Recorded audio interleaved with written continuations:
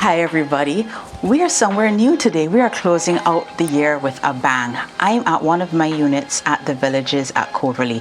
Why are we here? Well, a tenant has left and a new one is coming, and there is a lot to be done to get this place ready.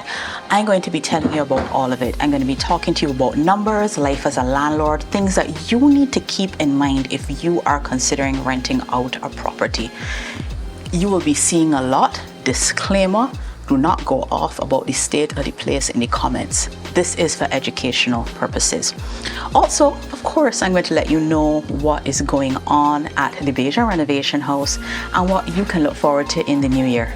I'm Kelly Johnley, and this is Bajan Renovation.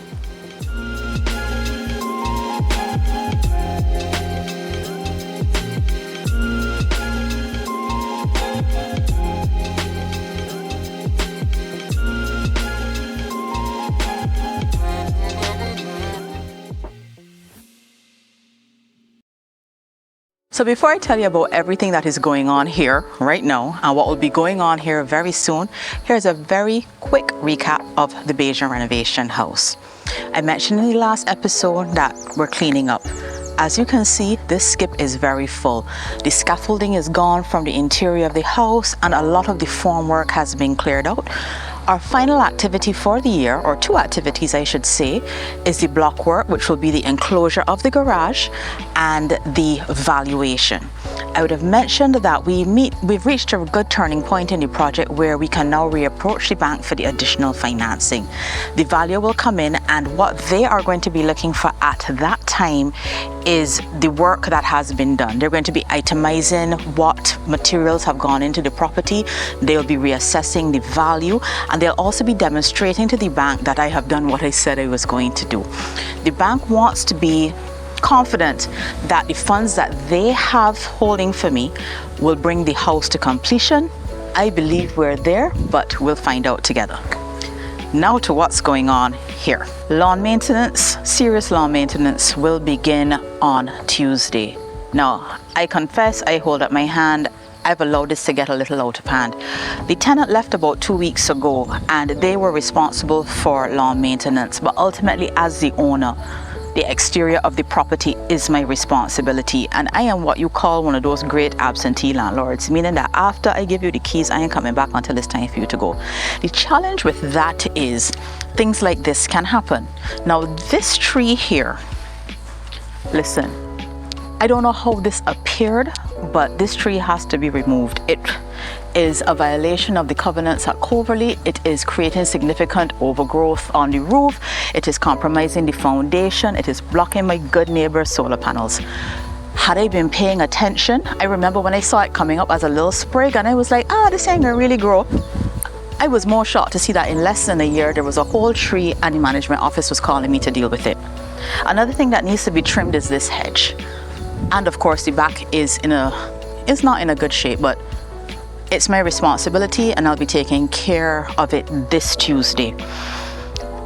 A little note on covenants. Now, when you're purchasing land or property, it's important to be aware of covenants. And these are legal agreements or restrictions placed on a property that can impact how you use or develop it. Now, I know that some people are usually quite, their backs gets raised when they hear there's a covenant, but the truth is, covenants also protect your interest as a homeowner. Now, these are usually set up by the developers or home associations or governments, and they require you to either do or refrain from doing something. Now, some of the covenants that we have in Coverley speak to the maintenance of your property. So if you are not maintaining the property in the agreed way, they will write to you for you to correct it and bring the property back up to snuff.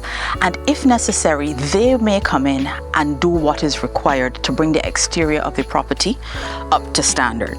Now, something to keep in mind, because we usually just pay attention to things like a mortgage price or a sale price.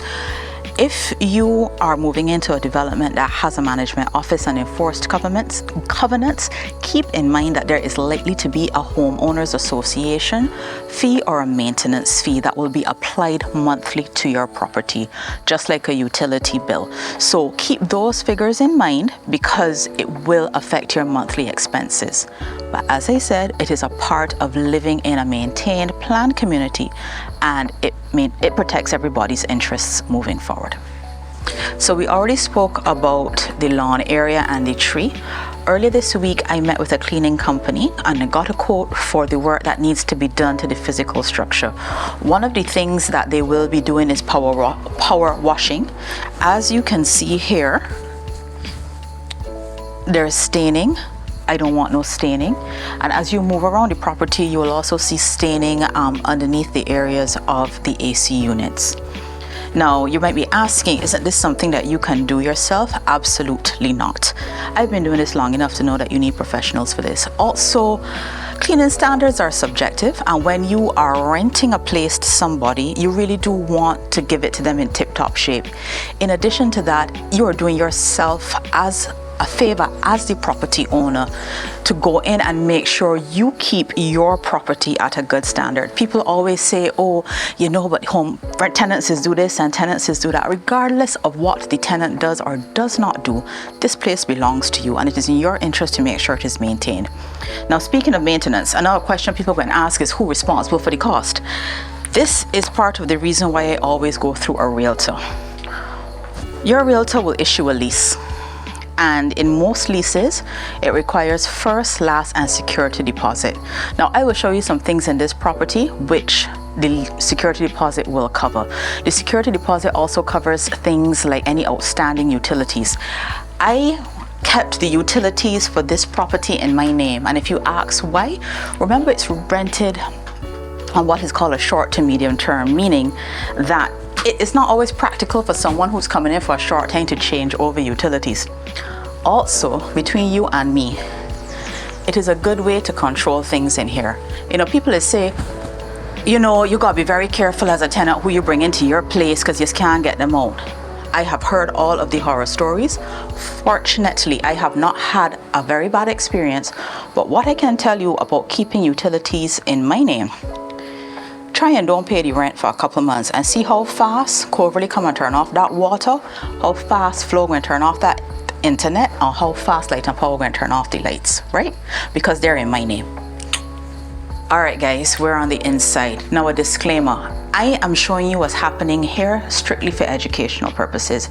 This is not for you to jump up in the comments and ask about how somebody could left my place like this or anything like that. I'm just showing you these things so that you know as a landlord or potential landlord what you need to look out for.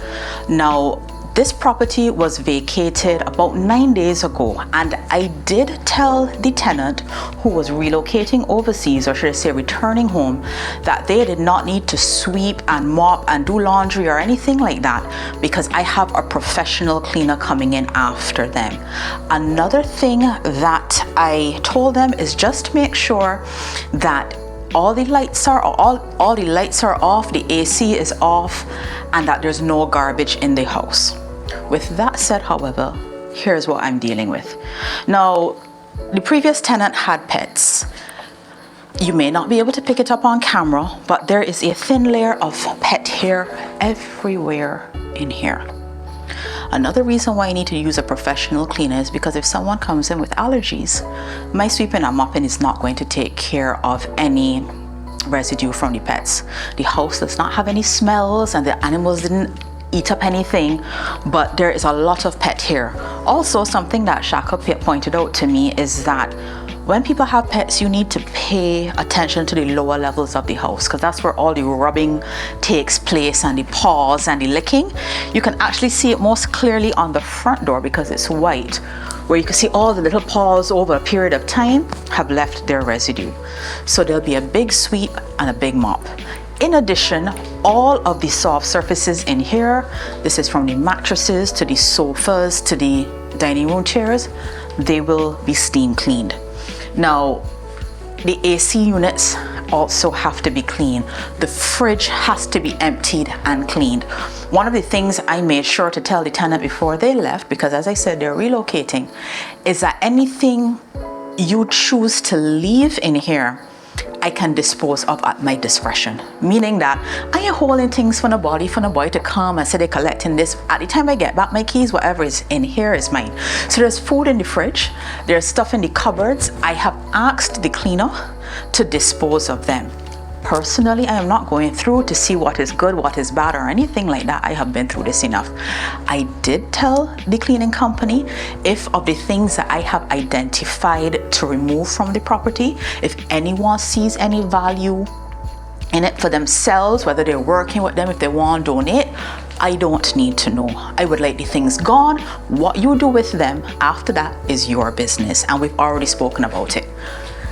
Now the thing that really kind of wants to piss me off, but I gotta deal with this. Now for a microsecond, and I literally do mean a microsecond because I know better, I had said, let me just call my housekeeper and see if she'll come down and clean, until I got to this room, and then I was reminded why I don't play around with these things anymore. From the time someone leaves here, I just call a commercial cleaner and tell them to meet me. This has reinforced why that is the best path for me. When I handed over this room, it was staged as a study. There was a desk and a chair here. Moving around the furniture is no issue. Now, this tenant is from the States, was from the States, and they brought in a lot of food stuff.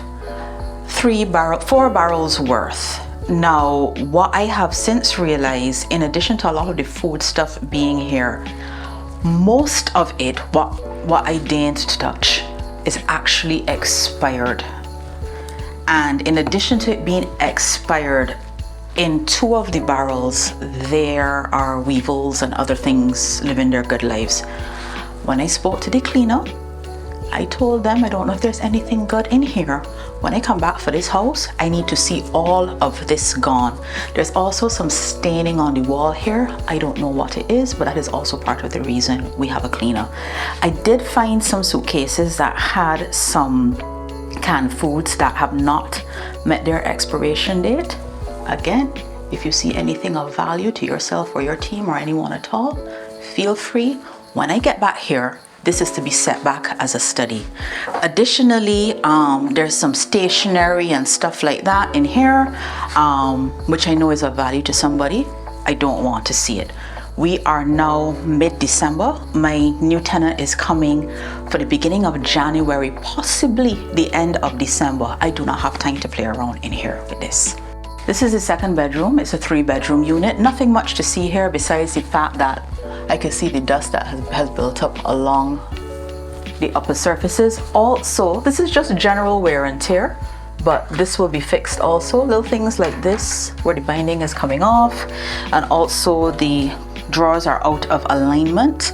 So I will have that fixed before the new tenant comes. Now, I know what you're probably wondering. I rent these places with towels, bedding, etc. in them. What do I do with them after? This is my personal position, and I'm not encouraging anybody to do this, because I know that the tenants will be here for 2 to 3 years. Whatever linens I provide for the property, I also dispose of before the next tenant comes. You may think it is wasteful. The truth is, as I've been saying repeatedly, if anyone who is cleaning sees the value in it, they may have it.